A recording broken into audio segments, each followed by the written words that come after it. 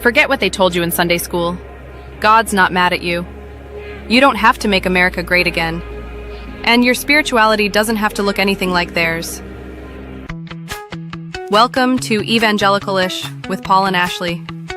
We're untangling and unlearning what harms, reclaiming what heals, and searching for a new kind of 21st century spirituality.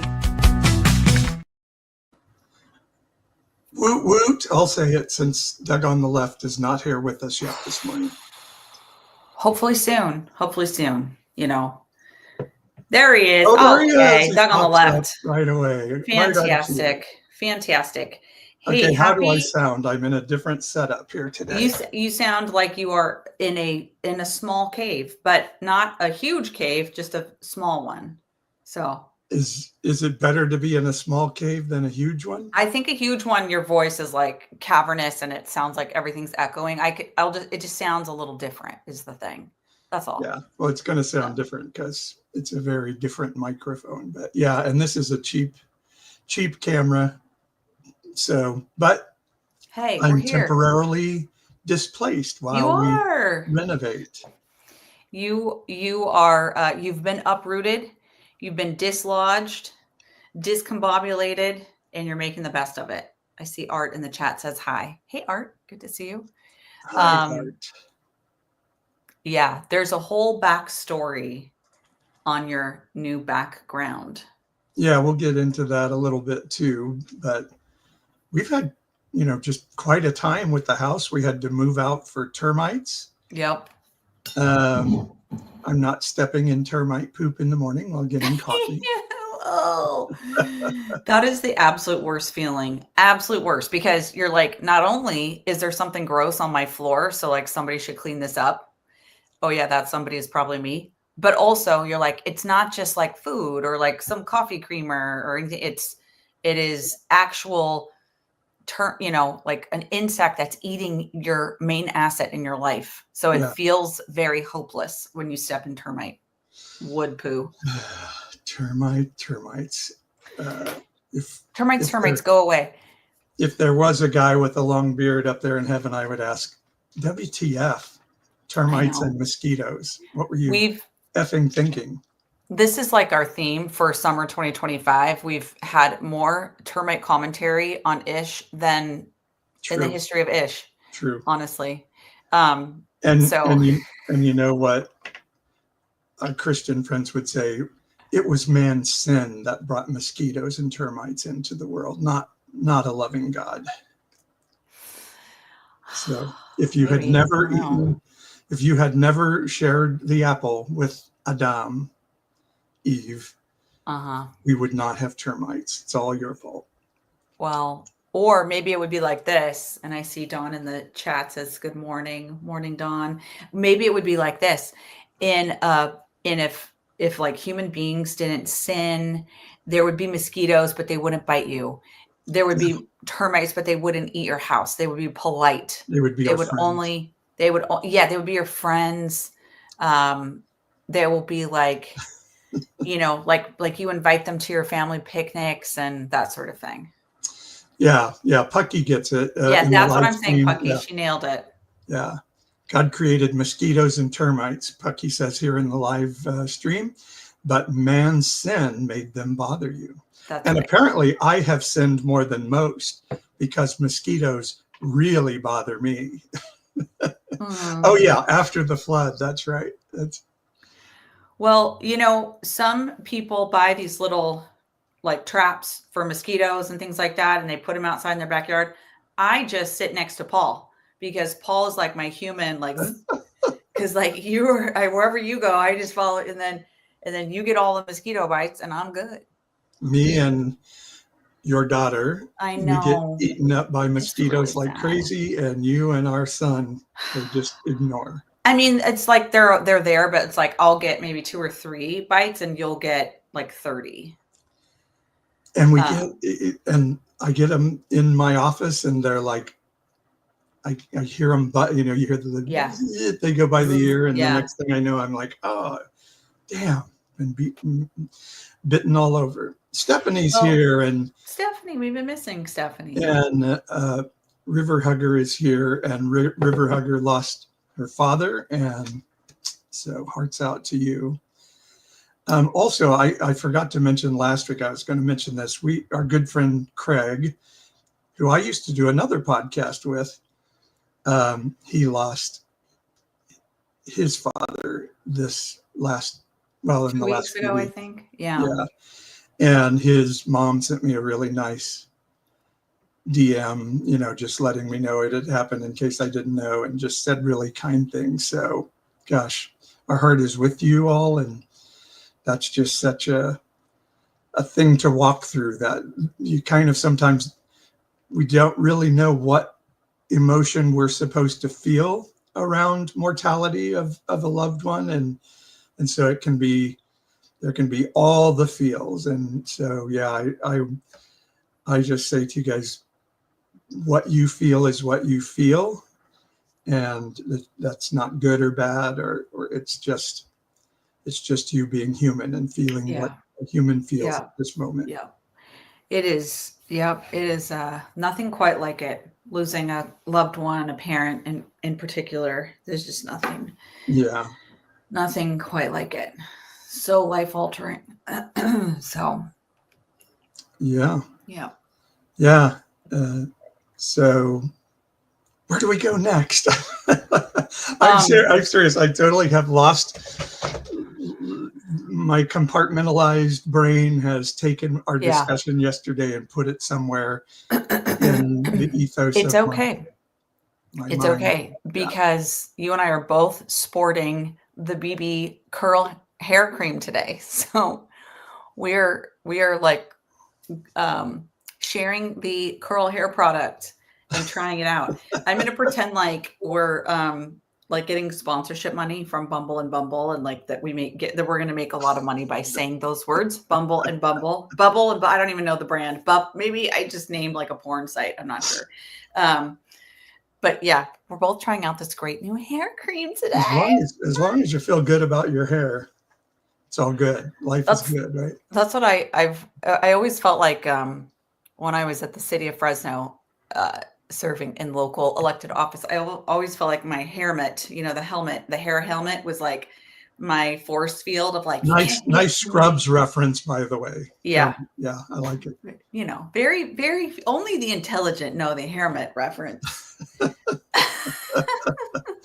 Anyway, it was one of the great one of the great of all time. I feel like last week on Ish, when we just like broke down adolescence, I was like, oh, we could totally be like a Netflix show reviewer, and like Netflix could pay us lots of money to draw spiritual meaning out of their content. I think that actually should be a thing. All right. Do you want Don is asking in the live stream, what do we think of the new Jesus Christ Superstar production at the Hollywood Bowl? Are you aware of it? It's an outrage for Christians. They're coming freaking unglued about it.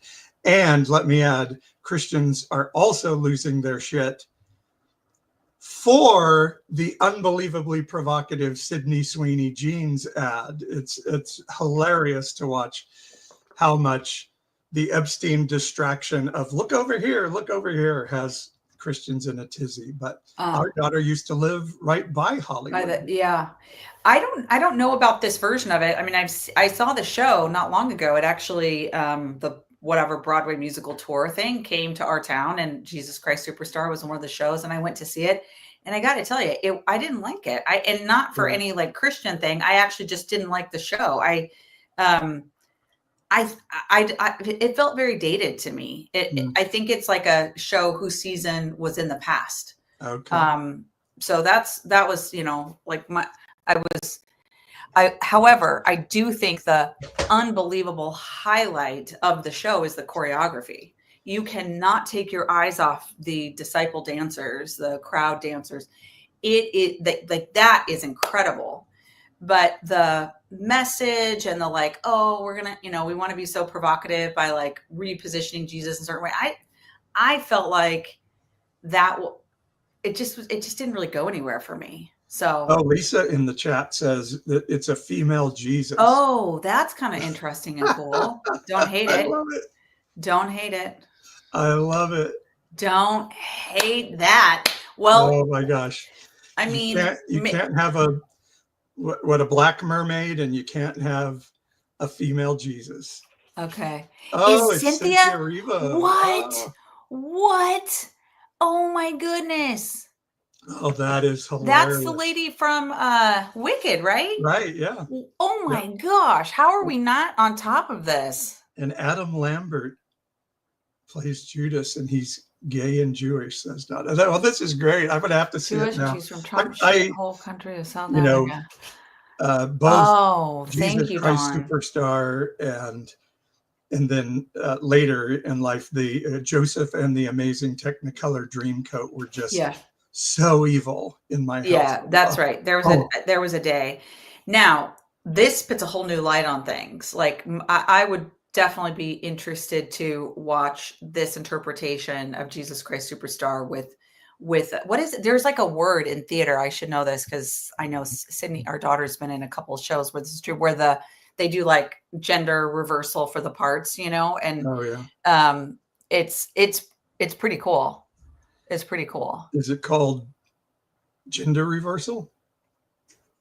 No, it's something else. Anyway, well, but Dawn says there's tons of clips on YouTube. Okay, we will go watch it.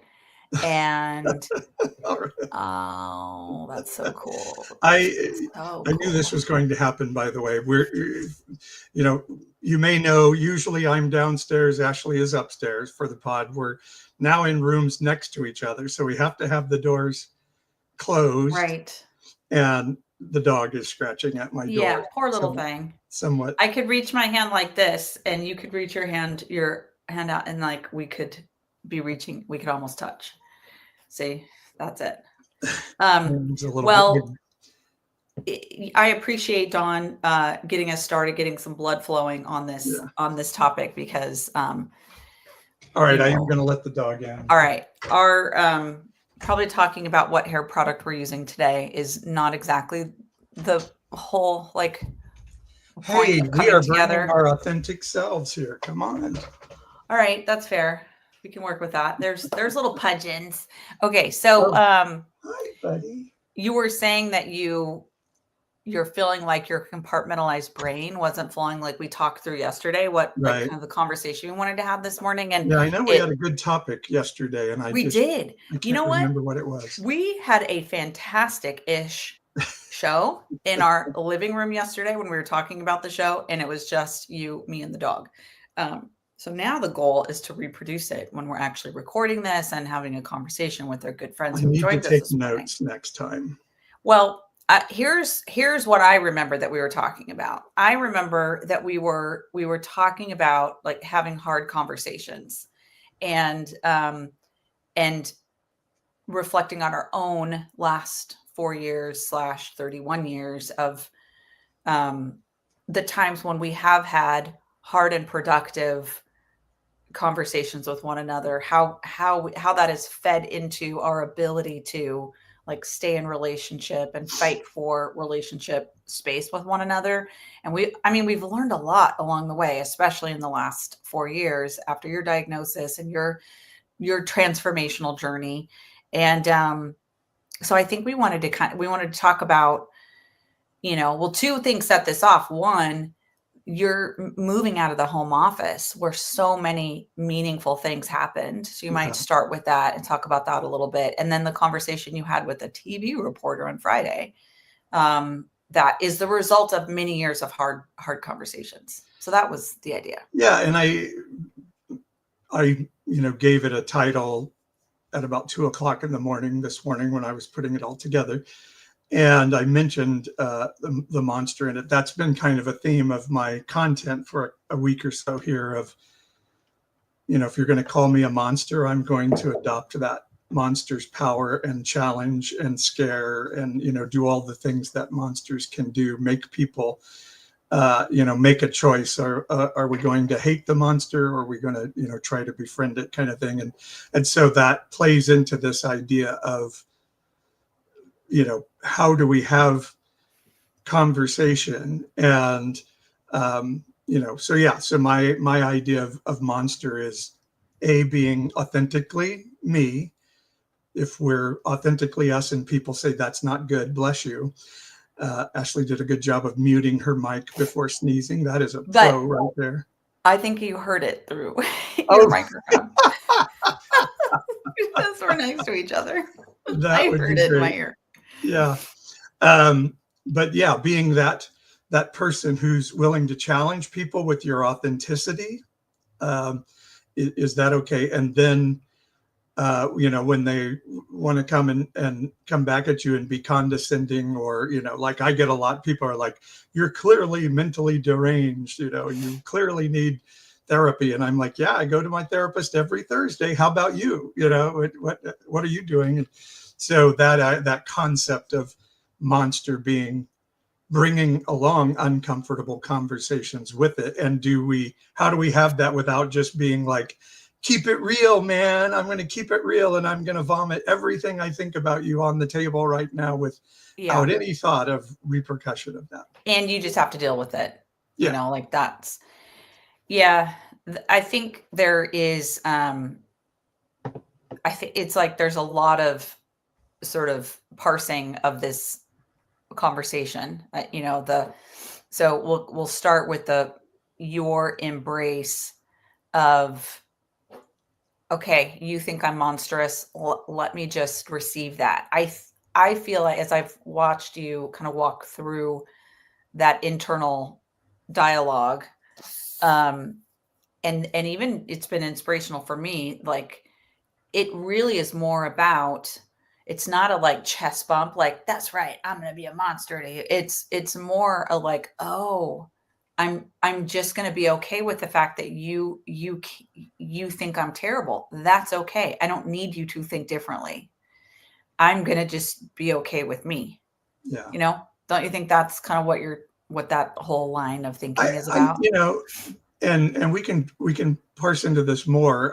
I think there have been times, like, say, friends of ours who are people of color have had to say, no, you don't get to walk away from this conversation. You have to hear these hard things. And I think there is a place for that. I definitely think we saw Jesus doing that at times in the Bible. But I think you use the term a lot of like, what's your agenda? And I think that is a really great way to look at it. I give the caveat to that of like, somebody who is a product of childhood trauma, who has never been allowed to be angry or feel their emotions, but have just had to blame themselves and live in personal shame. There is a time to say, I'm going to give you some latitude to be a little pissy, Yeah. And somebody who is strong in their identity and healthy can do that and say, yeah, without being patronizing, like, yeah, you deserve to be angry here. But then how do we grow from that and use that ability to feel emotion to let it bring a range of emotions other than just anger? So dwelling on this notion of like understanding the agenda that a person has, or like, I'll make it personal, that I may feel, by the way, my therapist, like, and my past and my current therapist, like, have been so instrumental in helping me understand where I'm coming from and what's going on in my inner world. And just like doing that U-turn and being like, hey, I'm just going to shut out what I perceive as triggers and like all of these people out there that are the problems, and instead be like, none of that matters. I'm going inside first. And the reality is all these little agendas that are always being carried by different aspects of who we are, different parts, whatever. And anyway, so when you say like, sometimes, I get to be pissy, I get to be angry. What's so helpful is when you can say, like, when you're honest about that, it's like, if you can say, hey, I need this space where I get to be this way, then whoever you're talking to, whoever, it's like, oh yeah, I get it. In other words, agenda, we're always going to have agendas. Can we be honest? Pardon me. Can we be honest in that moment? Can we be in touch with, why am I feeling this way? Why do I feel the need to say this? Hey, as my trusted partner who can help hold space for me, words that I never thought I would say. And yet now I always say words like hold space for someone. You know what? It's like you're holding hands and you're like, yeah, I got you. You know, be honest about that. If you just come out swinging and, you know, somebody gets clocked and you're like, what the fuck is that about? And they're like, oh, well, I just get to be angry. Well, hold on. You know what I'm saying? It's like kind of setting up a way in which it's safe for you and others to be angry. Does that make sense? Yeah. Yes, absolutely. And then sometimes some of us struggle with that because, yeah, the trauma is pretty fierce. And where I struggle with that is when people invalidate my story. There's that, oh, Paul has DID. That's why he says what he does about Christianity. Oh, you know, Paul's non-normative gender, and you know, that's why, you know, those are the things where I feel like I need, how would I say this? And maybe I'm just being honest about it. You know, I need a moment of somebody saying, oh, okay, I recognize that. Can you help me do that better? But when they come back and try to justify what they said, then I start going, hey, fuck you, man. 1,000%. You don't get to define my story. And, no, I get that. There's a power play in that. There's a, I'm better than you because I'm feeling sad for your injury that makes you be less than human. You know, it is absolutely someone else's coping mechanism. Yeah, that's it. They want me to make them comfortable for the thing they said. They want me to, you know, I'm sorry. Rather, now if somebody says out of compassion, oh man, I didn't realize, that wasn't my heart, that wasn't my intent. Please, I can go ruminate on this myself and work on it, or could you, you know, give me some insight into how that felt and how I can do that better? That's a totally different thing. We all bump into each other. Yeah. But when we start to justify ourselves, well, I'm sorry, but I was just trying to tell you how much I care about you and understand how much pain you're in, you know. I'm like, okay, yeah, that's sorry, not sorry right there. All this it's just really hard work. I'm wondering if you might have the Ricky Bobby clip handy. You need a respite from the heaviness. I feel like it's a nice place to have a little levity here. All right, so we're the little bit of setup is, I don't know if everybody's seen Talladega Nights, the Ricky Bobby movie. The fact that people may not have is a generational gap, and it makes me sad. What is society coming to if you've not seen Talladega Nights? And it's this idea of, I get to say whatever I want and you have to deal with it. So here we go. I'm going to try to figure out how to do this without feedback. So we'll find out. All right. We're at a NASCAR. Is your little obscene gestures going to cost you 100 points? Do you know how much that cost us in sponsorship dollars? Well, with all due respect, Mr. Dennett, I had no idea you'd gotten experimental surgery to have your balls removed. What did you say? What was that? Well, I said with all due respect. No, that doesn't mean you get to say whatever you want to say to me. Sure as heck does. No, it doesn't mean that. It's in the Geneva Convention. Look it up. Hey, I remember correct. Yep. It's in the Geneva Convention. With all due respect. If I say no offense, but I then get to say anything I want to say, and you just have to like take it. Yeah. It's like saying bless your heart at the beginning or end of any statement in which you shit talk somebody if you're from the South, which I do quite frequently. Don't we all universally know bless your heart is not? We do now. Now. Yeah. Bless your heart is the Christian version of go F yourself. Yeah. Yeah. Well, as we were hashing through things yesterday, and that we're both going like, oh, it's like Talladega Nights, you know, no offense. I said no offense. You can't be offended. And it made me think about, when you do need to have hard conversations with loved ones, people you are trying to be in relationship with, it takes a lot of work to get to the point where you're ready to to propose that conversation, to have it. And you never know if the other person is open to, or where they're going to land with it. I mean, it can be, think of all the like quote hard conversations we would slam into in the name of Jesus when we were trying to like lead Bible studies and lead people and all this kind of, and it just can get real messy real quickly. So it's not something to take lightly. And, it kind of comes back to, you got to have your own stuff together and be processed through your shit before that's going to be productive.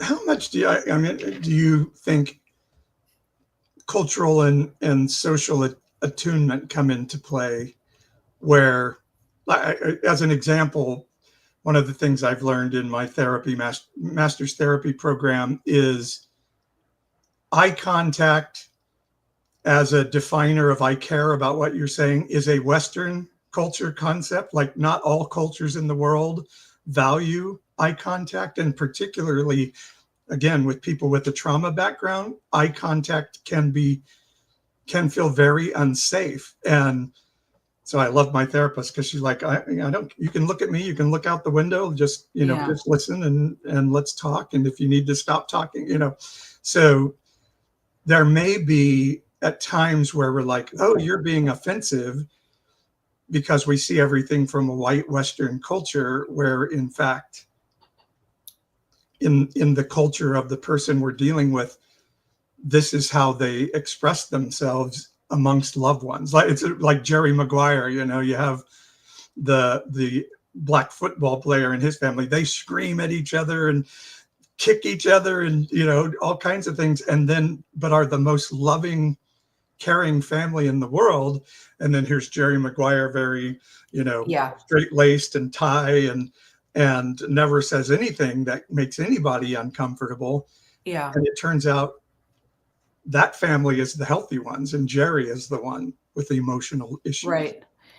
How much does culture, I mean, I guess, obviously if you're talking cross culture, for sure, that's an important thing to be taking into consideration. I think, like, I'm right now thinking about the hardest relationships that I have worked to stay in, fight for.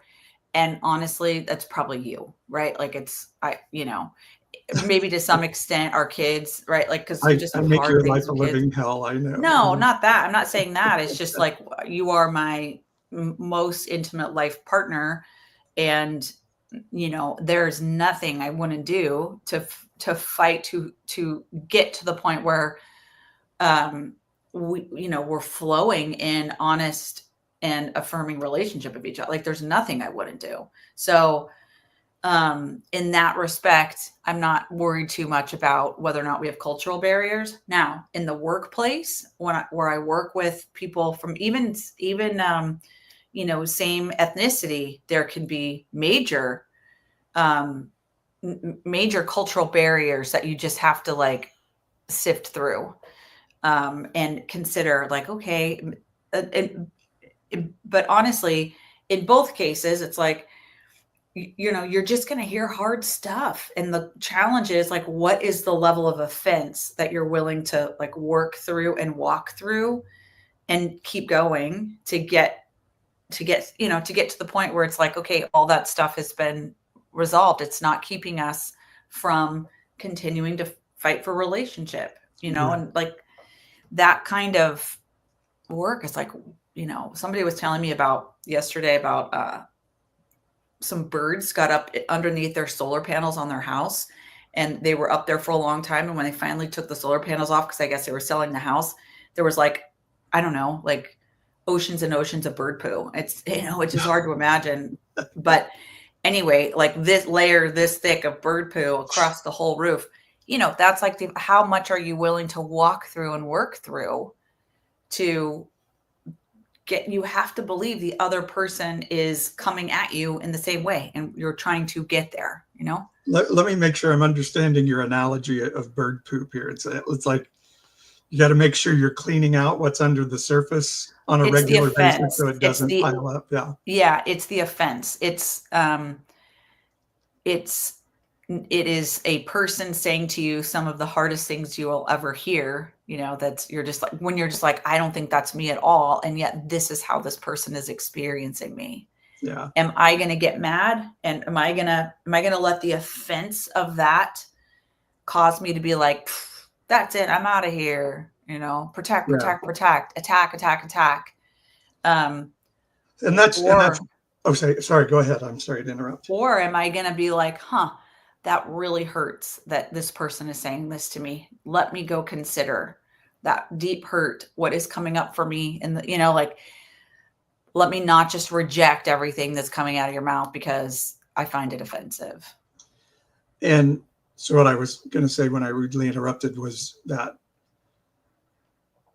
in a professional environment, you're kind of going to have to figure that out. I do want to say in interpersonal relationships. So a really important thing in these conversations is what's your goal, or what's your agenda, Mm-hmm. And there are people that we just can't have relationship with, and we're not demanding, hey, go build a bridge with that person. There are times when you just say, I don't have a goal to do the work to try to fix this. I don't think this person is ever going to be safe for me, or any of those things. You can step up and walk away. But I think so asking questions is always valuable in this when we're in pain. And so instead of like, hey, you just said something that's offensive to me, and the other person says, well, I said no offense, so you just have to take, you can come back with like, ow, that kind of hurt, that statement, but you're important to me, or whatever the language might be. Can you help me understand what you're trying to say with that? In a way I can parse it through a little better. Or like you say, I'm willing to go away and think about it and work on it, and let's come back in next Wednesday and talk about it again. So those are really fair ways to handle hard conversations as well. Yeah. Yeah, I think that's really helpful.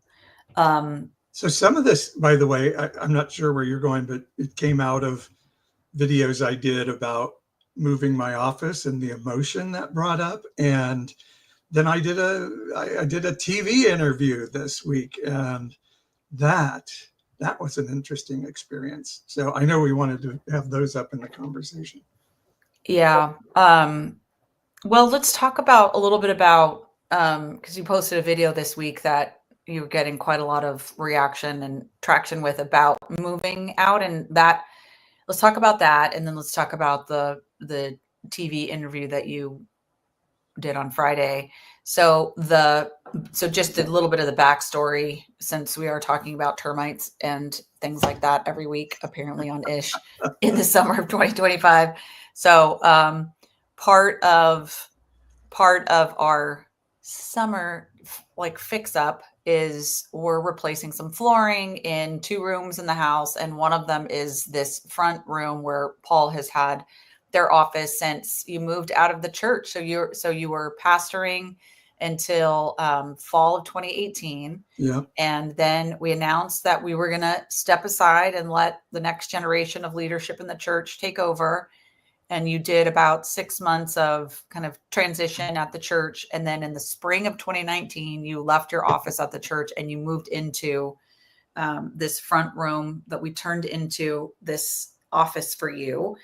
It had these cherry wood built-in counters around the room. And anyway, which we thought was such a cool idea when we put them in. I was trying to think, because when I see the empty room now, because we had those removed, I feel like this feels like what it was like when we moved into this house in 2004.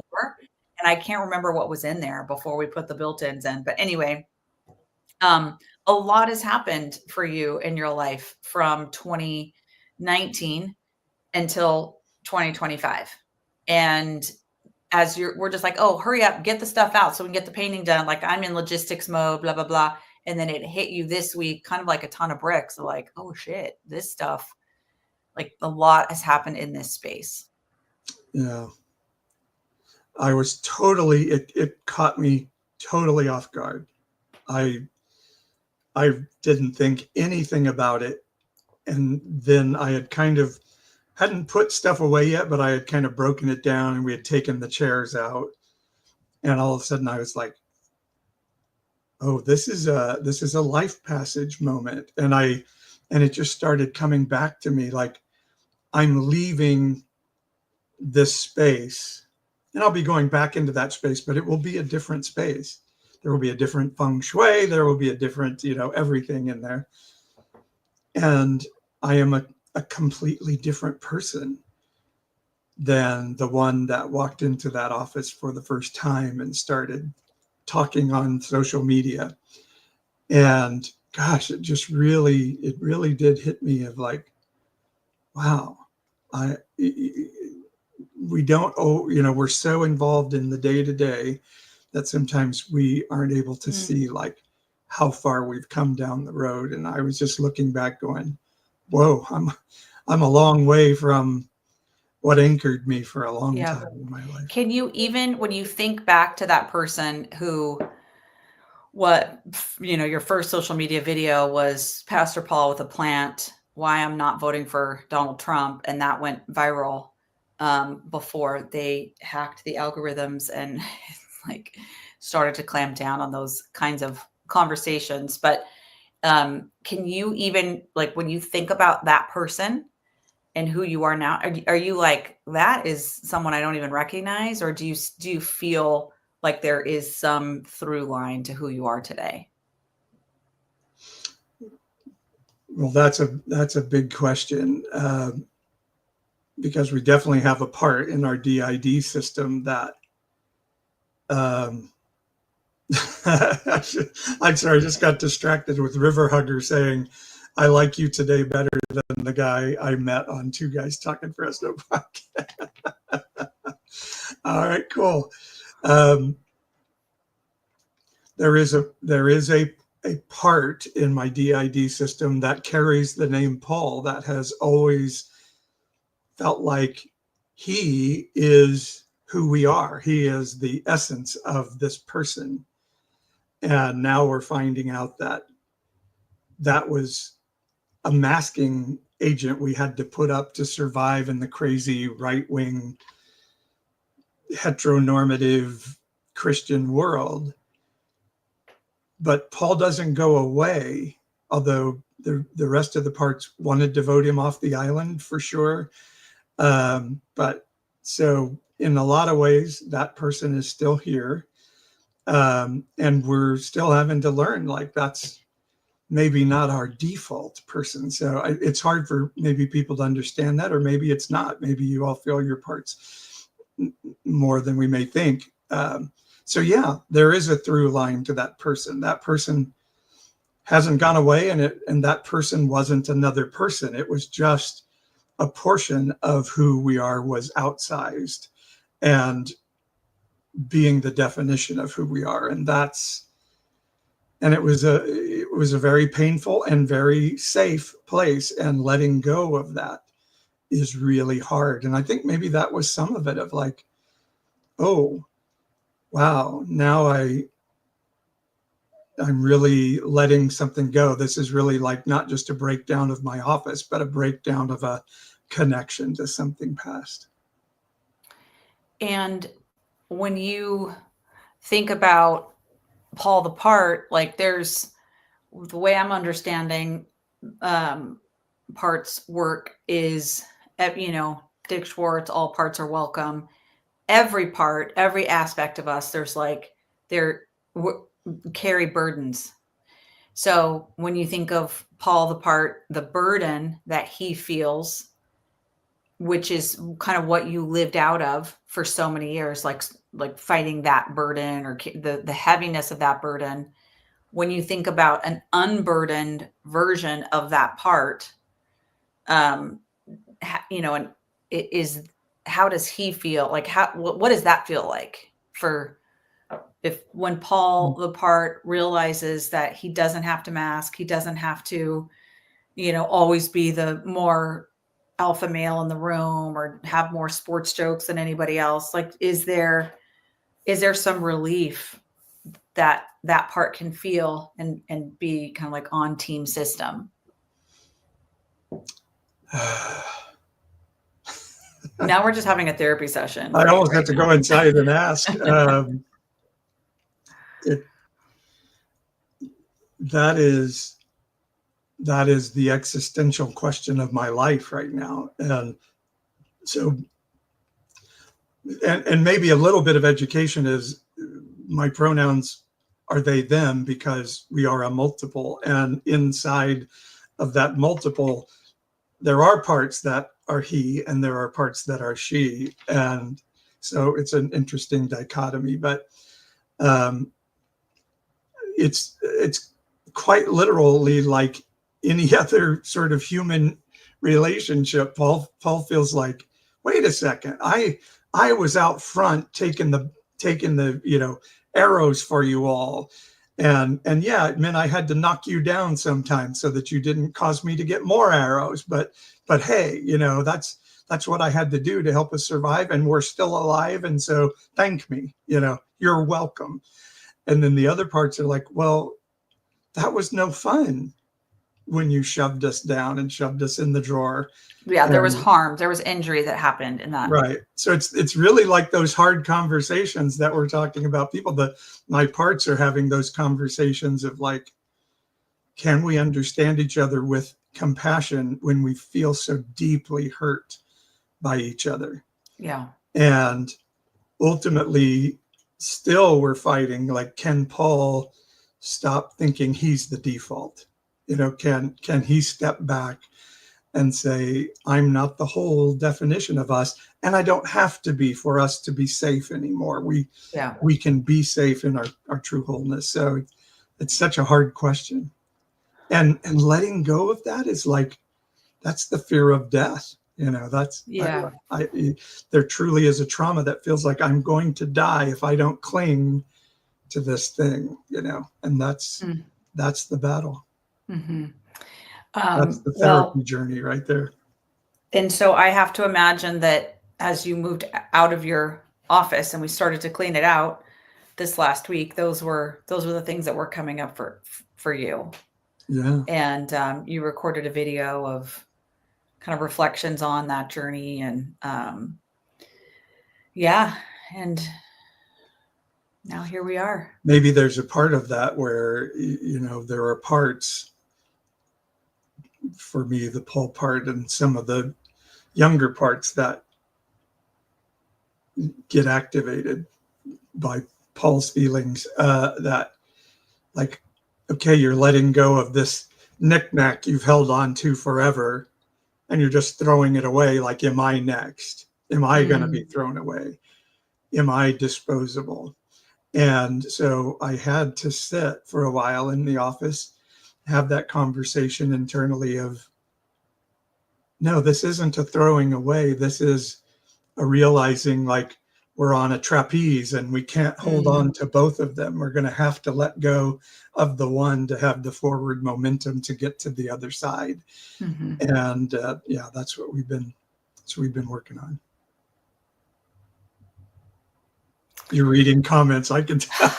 Well, I'm also just letting that sink in. But yeah, I'm definitely reading comments and appreciating folks interacting with each other and what we're talking about here. Laura talks about ADHD, ASD, late diagnosis, having a lot of similarities to DID. I feel as though I'm gathering all the pieces of the real me. So thoughtful. Stephanie Christine, taking the blows to protect Stephanie, often say they're enjoying a well-earned rest. Yeah. Yeah. Well, that's a real key for internal work, is to be able to say, and for me, like, work on getting the parts to say together, I hate what you did, but I know why you did it. Yeah. I don't have to say thanks for the abuse internally, but I can say I have compassion for why you did it. Mm-hmm. And now can you have compassion for who I am, the other part, and say, and both parts then have to say, okay, I understand, and I'm willing for us to Yes. walk together as a team going forward so we Yeah. can function better. You've talked about how as you've had a few glimpses in therapy or maybe, in quiet time or whatever, where you feel body calm come over you, and how it's the first time in your almost 60 years of life where you could just feel like you weren't on alert. And when I think of that, and I think what it would feel like to always be terrified that you literally could physically die at any moment. And it's an irrational thing. It's a trauma response. But um, thinking about like you're starting to experience that, it's just a real relief. And I think to myself, like, yeah, it's worth it. What you're going through, what we're having to go through to get to that place. Worth it. Yeah. Thank you for those tears. I'm feeling a little vulnerable in all of it, but not in a bad way. We did EMDR in therapy. If anybody knows what EMDR, it's eye movement, something. I can never remember what they all stand for. Yeah, it's the thing where they try to rewire your brain by doing a therapist can do it with the finger, or having you look from the two corners of the room. Or I've been in one where we had these little clappers that I held in my hand, and they would buzz, boop, boop, boop, boop. And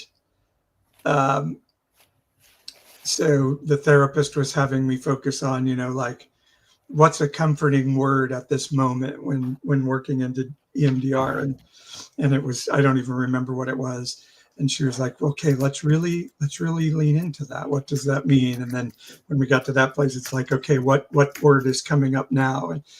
And all of a sudden, I was like, wait, I'm not on point. I'm not protecting myself. I feel totally free to just be in this moment. And it was literally absolutely the first time in my life that I had ever felt that way. And that moment, that is the North Star in a lot of ways. Like, and because my therapist is like, oh, do you know that you get to feel that way? And there are a lot of humans that feel that way on a regular basis. They, because when I was a child, I had to like be watching dad and mom to a certain degree, and brothers to a certain degree. Like, are they okay? Are they okay? Because as long as they're okay, I'm okay. And the second they're not okay, I'm not okay. And we learn, I think Laura had mentioned people pleasing, or somebody had, we learn to be. And when I was in Christianity, there was always this fear of man, fear God, not man. And it's like, oh, yeah. now I know. Easy. It was a put down. Oh, yeah. It was a real condemnation, like that people would weaponize this, like what they didn't know, obviously they didn't know, but it was a very common quip in our stream of Christendom, that if you were like taking in the input, like, somebody's not okay, I'm kind of freaking out about it. Well, you're fearing man and not God. Yeah. And it was a real, just, I don't know, chisel, in the heart of that part that is trying to help you survive. It's very, very cruel. I don't think people understood that or realized it, but it is experienced as being very cruel. And my father, who was a pastor, so as a child, not only, is my parent defining all of my life, as with any child, but this was the representative of God, who would talk often from the pulpit of, God told me this and God told me that. And So there was a little extra bit of trauma with that, I think.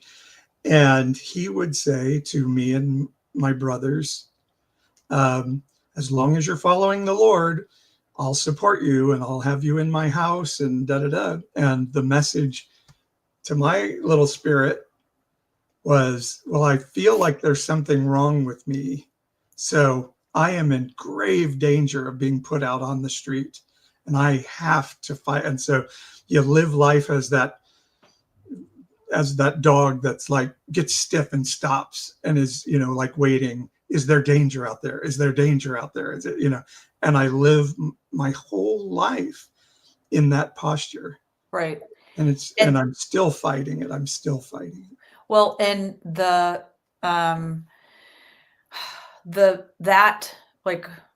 current, it gets pressed down and but it is always the dull noise running in the back of your, it's your subconscious. You're not thinking about it. And we're at our daughter's play and, we're enjoying her, you're not sitting there going like, I hope I'm okay right now. It's way down deep.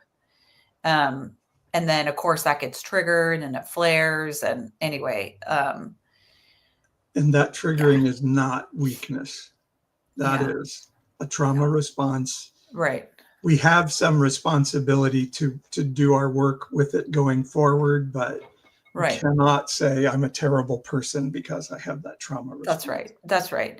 Now, I will just note here for the Ish record that your EMDR experience of having that glimpse of like, I'm okay and my neural pathways are calm and all the science words that I'm not qualified to talk about, but do you know, I have had that experience on so many occasions in a Christian worship, in a Christian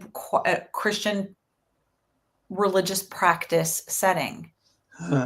The way I can find body calm and peace and, whatever you want to call it, true self, divine love, Holy Spirit, like my soul, I experienced that in a religious Christian setting.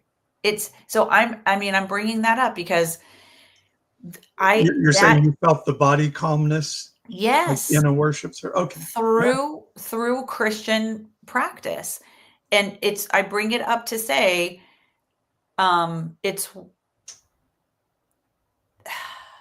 it is always a little bit of a struggle for me to hear you say like the whole thing, baby, bathwater, it's all terrible. Like, I get why you do. And of course, but I think the institution that you're pointing to is not the reflection of the true spirit, that Christ carried, that, let's call it a universal kind of thing, because it's there, even in the middle of those religious institutions and practices and all the junk and all the misogyny and all the political rhetoric and all the bullshit, there was breakthrough and spirit connection for me. So it is a little bit of the tension that I feel when, you take it to task. Cause I know there are individual people who like God, God, spirit, life is going to find you and it's going to find you and it is there. So anyway, well, I feel like I live in the tension of that. In the middle of my most traumatic days as a child, there was Christmas Day and it was pure joy. Yeah. Pure joy, right up until I accidentally marked on the couch with the magic marker that I got for Christmas that my dad didn't want to give me in the first place. Yeah, that's bad. That's a bad end to Christmas joy. Yeah. And, same with like Christian worship. I loved Christian worship time, as they call it, where they play the music. But there were times where that was, am I doing it good enough? Are people watching me? Or, there were days I didn't feel like doing it. And I'm like, oh, if I don't like raise my hands and jump around, people are going to think, what's wrong with Paul today? The performative. Sure. Yeah. So I think I think what I think the net is a negative at In this its point. current, yeah, in It its is current cultural the form. fig tree that Jesus pointed to and said, if it doesn't bear fruit, you rip it out by the roots and throw it in the fire. Because every child is going to adapt to trauma. Oh, I had to watch this show of hoarders for my school, Oh and this no. house is piled with Oh, crap nothing in makes every me more room. anxious. And these two Oh, little boys lived in that house, and they were just climbing over the piles of shit, having so much fun and yeah. laughing, totally unaware that this was an unreal world, Yeah. that this wasn't how everybody else lived. And so I think we can find joy and say that was real joy. I would say there are things I learned in my journey of Christianity that were life changing that I'm still Yeah. building on today. Yeah. Life forming, But I this. would never encourage people to go that route to get it again, because the Yeah. price that was paid to get there was too much. Yep. Well, and I think people who you do battle with on social media that I don't really pay attention to too much, but what I imagine is going on, they're like, we hate you and you're a G man, blah, blah. It's like it is easy. You put a lot of bait out there for people who, just the kind of like offend the mind to reveal the heart type Yeah. of concept. You Yeah. put it all out there. If people are willing to process it through, I mean, I think there's a lot, probably, I'm guessing a pretty good percentage of the people that are throwing bombs on social media, if like they sat and talked, if you guys sat and talked, there would be a reconciliation and a diffusing of the situation, because you're not all that misaligned with people who are having authentic God connections, anyway. And I Yeah. don't even want to judge somebody else's God connection. I hate the even thought of that. I think it's so ridiculous to try to presuppose. And I know you aim at the institutions and the leadership kind of stuff, but anyway, Well, I want to come back to this. well, let me just say in that there is the concept of Jesus having a group of followers, and he says to them, you have to eat my flesh and drink my blood. You think you follow these rules and you're going to go to heaven. No, you've got to eat my flesh and drink my blood. He literally says you have to be a cannibal to go to heaven. And he doesn't give any context to it at all. And a shitload of those people get up and leave. And he doesn't say, no, wait, stop. Let me contextualize let me this for you. explain. I don't really mean eat my bones. Yeah, those that were willing. And I always, read that story as his 12 guys were there, and they're like, holy shit, if I had anywhere to go right now, I'd be gone.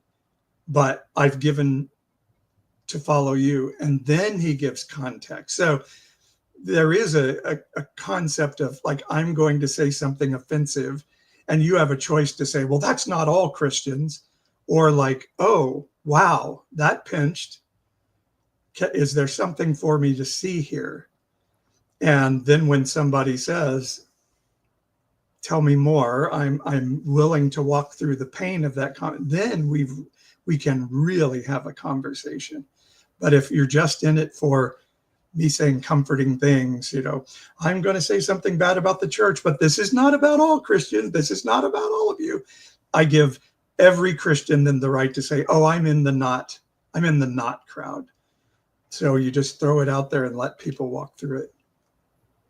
So this all kind of comes back to whether we're talking about the inner world and the reconciliation that we as individuals are the only people. Like, I'm the only person who can facilitate and listen to and understand the different parts of me that are having conflict and that are carrying agendas that are hurting. I'm the only person who does. But that's inner reconciliation that is necessary for there to be external reconciliation with another person. Yeah. And in both, whether you're talking about inner or outer, I think there is nothing more beautiful it to me is the very life flowing from person to person when you can do that hard work and get to reconciliation. I think there's nothing more magical on planet Earth.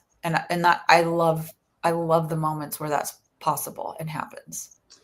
I've had moments when people who used to go to our church have sent me DMs and said, "Hey, I've just hated what you've been saying for a long time, but now I get it."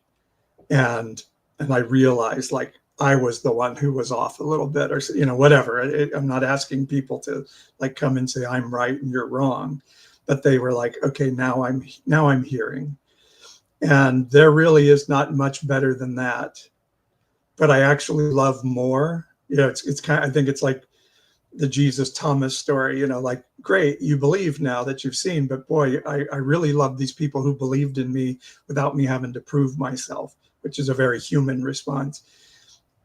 When the outcast, and I don't mean to call anybody outcast, but just using that as a spiritual term, DMs me and says, I think somebody said in the chat here live too, like, you've made my path easier. You've let me know I'm not alone, that I'm not unique, that I'm not the only one in this process. That feeds my soul for sure. Okay, we're at finish time. Do you have anything else? Do I have one more thing I want to do before we go? Yeah, go ahead. So I didn't make a great headline for our show today, but I did make a headline that I'm proud of for my blog on the Collective website this week. And I want to show it to you as our maybe exit what's on my mind thing today. And let's see, where is it? Oh no, I can't find it. Okay, here we go. When a Christian elected official is caught coveting ass. Oh, no. And I found a poem I had written a couple of years ago, or a little parable of a kid coming home from school and saying, "Dad, what does it mean to covet your neighbor's ass?" And his dad is like, "What are they teaching you at that school?" And he's like, "Oh, they put this new set of 10 rules on the wall that they call mandments. And it says something about do not covet your neighbor's ass." And then the joke here really is that the state superintendent of schools in Oklahoma, who is pushing for the 10 commandments to be in all classrooms in Oklahoma and the Trump Bible to be in every classroom being taught from literally in each class, this week had some pornography pop up on his TV screen, on his monitor in a board meeting.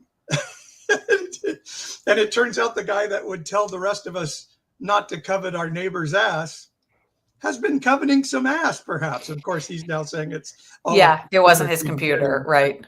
Yeah, oh my he gosh. was coveting ass.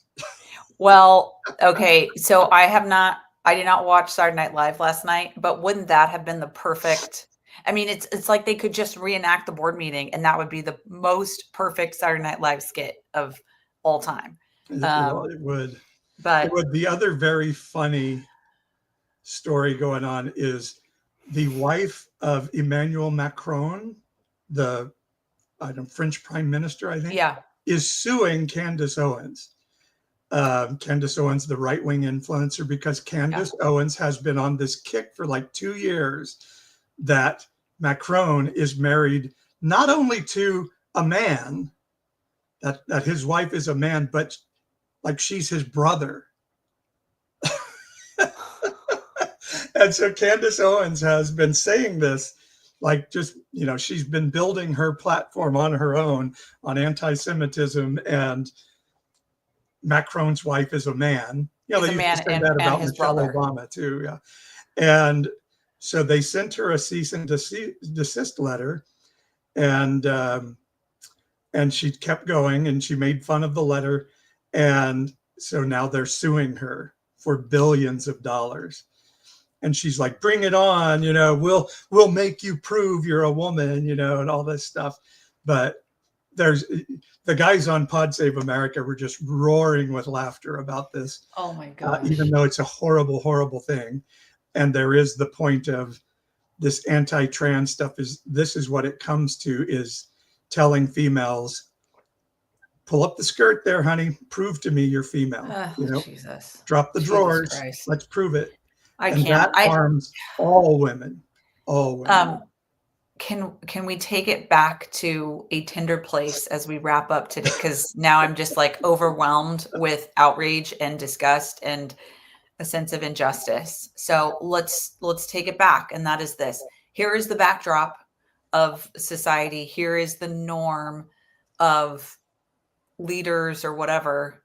In the middle of that, and with that as the backdrop, when individual people can make room for hard conversations and reconciliation, and when we can do that for ourselves in our own inner world, just think of the contrast. Think of how beautiful that is and how that sets up each person who, to me, it's just like a garden hose that gets unkinked and now the water is flowing. Just imagine that happening, person after person after person after person, and multiplying and shifting consciousness of our culture. Because even though that stuff's going on, like, it doesn't mean that I can't find that divine moment with another person, Yeah. It almost makes it more beautiful. And I think having a value for that and being able to quickly assess and being like, that's not what I'm holding up as like my prize, is like, I won the Twitter battle. It's the prize is over here. Yep.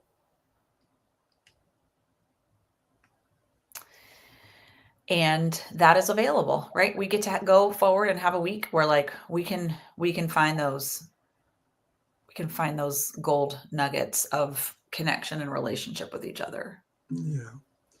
All right. Well, we did it again. There we go. Hey everyone, thanks for joining us live. How's the BB? It's not as curly as I had hoped, and maybe I didn't do it right. Maybe we didn't scrunch it enough. I should have scrunched it more, maybe, but it sure feels soft. I do like. Yeah. I like it, how it feels. Well, we'll look forward to a contract in our inboxes from BB Hair Product for our free promotional. Or anybody else that has hair products that you want us to try and will pay us to try them. We're all in. We're all in. Exactly. All right, you guys. All right. Have a great week, everybody. We love you all. Oh, thank you, Stephanie. I agree.